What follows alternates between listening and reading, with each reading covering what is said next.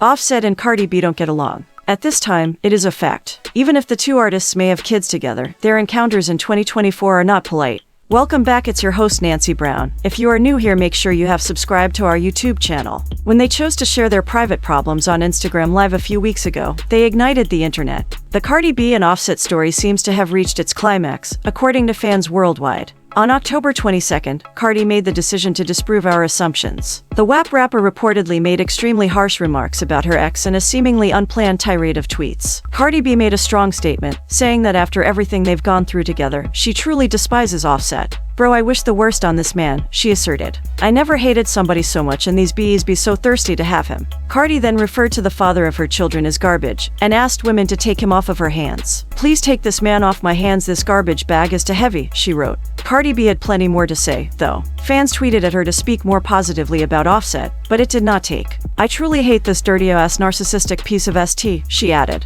"And his family and his friends never check him." Then, the rapper dropped a bomb. It was alleged by another user that Cardi B still harbors feelings for Offset. This did not sit well with her. The artist went on to say categorically that she wished her ex-partner dead. "I want him to get hit by a King truck," she announced. "He really is just a dark cloud on anybody's life he enters." The most unexpected part of Cardi's Twitter meltdown, however, came when she defended Offset. Fans began to theorize that Offset was the person who called Child Protective Services on the rapper a day prior. But Cardi B disproved the theory. She added another slur, but she made it plain that he would never treat her that way. "That's not what happened, that got nothing to do with him," she asserted. "He a loser, but he didn't do that, it was a prank call, he had to fly out and I couldn't be there cause I'm hospitalized." Cardi B deleted the tweets shortly after concluding her rant. The venom with which she spoke about Offset will not be forgotten by fans, however. The same is likely true for Offset. To do a little prank call with Child Protective Services to come to my house. Cardi B recently disclosed on Instagram Live that she had recently had a visit from Child Protective Services,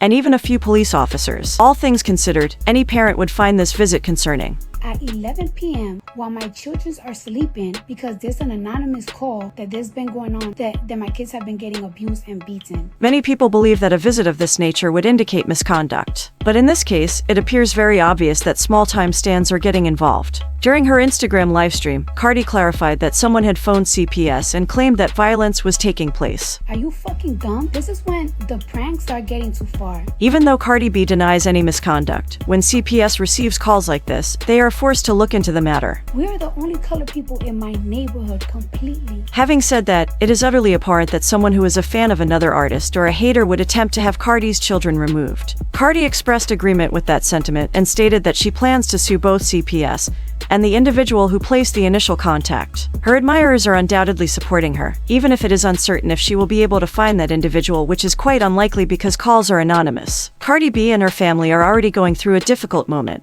A few weeks ago, she gave birth to her third kid. To make matters even more stressful, she and Offset are presently going through a divorce. We can be certain that Cardi was feeling irate and frustrated with individuals who were attempting to undermine her during this CPS contact. Despite his split from Cardi B, Offset is moving on by hanging out with some new women at the club, one of whom resembles his ex. Late Thursday or early Friday morning, the rapper dropped at Mademoiselle Raw Bar Plus Grill. He was seated at a table with two women, one of whom was talking into his ear while the other was examining her phone. Offset appears to have a type because the woman conversing with the former Migos musician has certain physical characteristics in common with his separated wife. We don't see any PDA going on here, so perhaps she's simply a friend. It's difficult to tell from these images and videos alone, but since Offset has returned to the dating scene, anything is possible. Over the past few weeks, Cardi B and her ex-boyfriend Offset have experienced many highs and lows in their relationship. She stated that she had moved on from their relationship, threatened to sue him, and more. In response, he claimed his friends had warned him about her, accused her of having an affair when she was expecting their child, and more. As of right present, their feud seems to have mostly subsided. Last weekend, they were even seen together at the same club, although it seemed to be an accident because they made sure to keep their distance. Even the claim that Cardi has moved on with Stefon Diggs has been the subject of some gossip.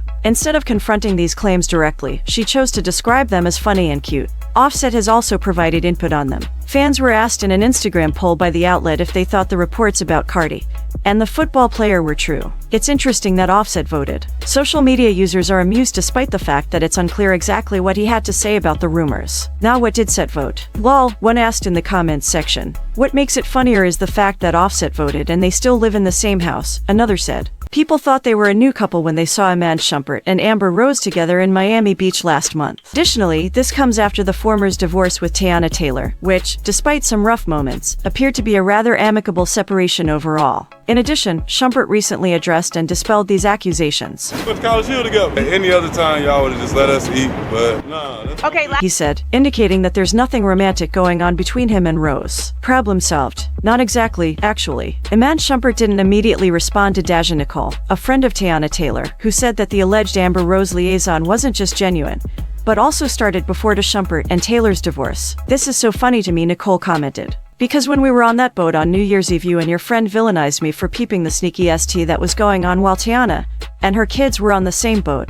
And I was right." Nicole explained that Shumpert allegedly tried to cry a river on Taylor's phone the next day. "My friend has been nothing but graceful this whole time, but you played a F-King game," she added. "Teyana, I'm sorry that I got this deep, but I'm tired of taking the high road. You've done everything in your power to save this man and his image." Before concluding her thoughts, Nicole tagged Rose's Instagram account. "At Amber Rose, I wish you would deny it for these blogs because I recorded the whole conversation. And y'all making excuses about him being single, but he was good and married when this ST started. Corny ass," she wrote. In the comments section of the Shade Room, Nicole's feelings and apparent airing out of Shumpert and Rose's activities sparked reactions from social media users.